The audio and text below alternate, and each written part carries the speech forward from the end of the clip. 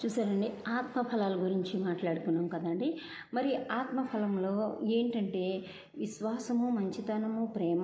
పై విషయాలు చూసుకుంటే ప్రేమ, సంతోషము, సమాధానము, దీర్ఘశాంతము, దయాళత్వం అంటున్నాడు. చూడండి, ప్రేమ, దేవుని ప్రేమే శ్రేష్టమైన ప్రేమ, ఆశీర్వాదకరమైనది.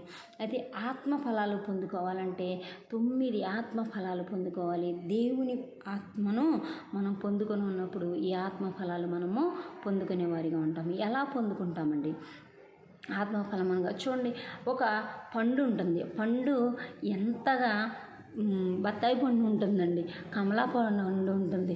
దాంట్లో ఎన్ని తొనలు ఉంటాయండి? 9 తొనలు ఉంటాయి. ఆ 9 తొనలు ఈ ఆత్మఫలాలకి సాదృశ్యంగా కనబడుతుందండి. కాబట్టి మనం వాటిని ధ్యానించాలి. అప్పుడు ఆత్మఫలాల అర్థం మనకు తెలుస్తుందండి. దేవుడు ఆత్మనిచ్చిన దేవాతి దేవుడు మనకేం చేశాడంటండి, మనకి ఏం పెట్టాడండి? ఆయన నరుని ఆత్మ యెహోవా పెట్టిన దీపమని లేఖనాలు వివరిస్తున్నాయి కదండి. ఎంత గొప్ప దేవుడు అండి మన దేవుడు. ఆయన మనల్ని సృష్టించుకున్నాడు, మనలో ఒక ఆత్మను పెట్టాడు కదండి. ఆత్మను మనం తెలుసుకోవాలండి. ఆత్మలో దుఃఖము కలిగించకూడదు. దేవాది దేవుడు ఏం చెప్తున్నాడు తెలుసండి, నా శరీరాన్ని కానీ ప్రభు అయిన యేసుక్రీస్తును కూడా మరి మనం దూషించవచ్చు, కానీ పరిశుద్ధాత్మను దూషిస్తే ఇహమందు పరమందు కూడా మనకి యుగాలకి కూడా మనకి యుద్ధకాలములుగా మనకి అస్సలు దేవుడు చాలా కోపపడిపోతున్నాడండి. మరి సువార్తల్లో మాట్లాడుతూ ఉంటారు. కాబట్టి మనం ఏం చేయాలంటే ఆత్మను గూర్చిన ఆత్మీయత మనకు కలిగి ఉండాలండి. ఆశా నిగ్రహం కలిగి ఉండాలి, అలాగే విశ్వాసం కలిగి ఉండాలి, సాత్వికం కలిగి ఉండాలి. సాత్వికం ఎవరు కలిగి ఉన్నారండి? మరి మోషే గారు సాత్వికము అన్నింటిలో కూడా ఆయన ఆశీర్వాదకరంగా ఆయన ఉన్నారని మనం చూస్తున్నామండి. లేఖనాలు గొప్ప లేఖనాలండి దేవాతి దేవుడు మనకిస్తున్నాడు.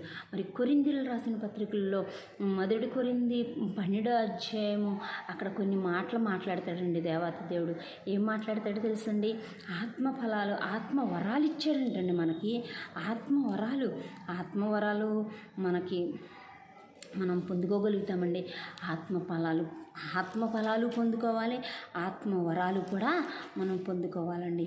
ఆత్మ ప్రతి ఒక్కొక్కరికి ఒక్కొక్క పని అనుగ్రహించాడు దేవాతి దేవుడు. చూడండి, మరి మీరు ఇంటికాడ ఒక్కసారి లేఖనం చదవండి.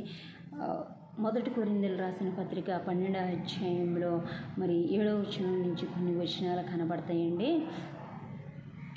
ఆత్మ ప్రత్యక్షము అనుగ్రహింపబడుచున్నది. ఎలయనగా ఒకనికి ఆత్మ మూలముగాను బుద్ధి వాక్యమును, మరి ఒకనికి ఆత్మ అనుసరించి జ్ఞానవాక్యమును, మరి ఒకనికి ఆత్మ వలన విశ్వాసమును, మరి ఒకనికి ఒక్క ఆత్మ వలననే స్వస్థపరచు వరములను మరియు చూడండి, ఆత్మకార్యాలు ఆత్మశక్తివంతమైనవి, అన్ని అద్భుత కార్యాలు.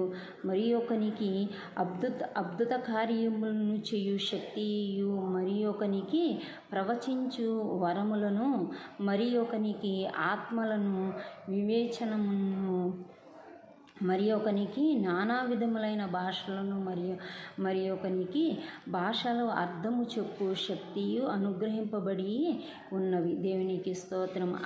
అయినను వీటినన్నిటినీ ఆ ఆత్మ యొక్కడే, దేవునికి స్తోత్రం, తన చిత్తము చొప్పున ప్రతివానికి ప్రత్యక్షముగా పంచించుచు కార్యసిద్ధిని కలుగజేయుచున్నాడు. దేవుని నామానికి స్తోత్రాలు. చూసారండి, 7వ వచనం నుంచి 12వ వచనం వరకు దేవాతి దేవుడు మనతో మాట్లాడుతున్నాడండి. ఈ మాటలన్నీ మనం గ్రహించుకోవాలండి, మనం తెలుసుకోవాలి. మరి తెలుసుకొని ఆత్మ ఫలాలు పొందుకుంటూ, ఆత్మవరాలు పొందుకుంటూ, బుద్ధి వాక్యము, జ్ఞానవాక్యమును, మరి ప్రవచించే వాక్యం సమస్తము కూడా ఆత్మ వలనే మనకు కలుగుతుందని చెప్పి లేఖనాలు వివరిస్తున్నాయండి. ఆత్మ సత్యమైనది, జీవము కలిగినది. ఆత్మ మనతో ఉంటే మనకు ఆశీర్వాదాలు కలుగుతాయి, మనకి దీవెనలు కలుగుతాయి. ఆత్మ మనల్ని నడిపిస్తుంది. మనం ఎక్కడికి వెళ్ళాలి, ఏం చేయాలి, ఎలా ఉండాలో కూడా మనకి ఆత్మ నడిపిస్తుందండి.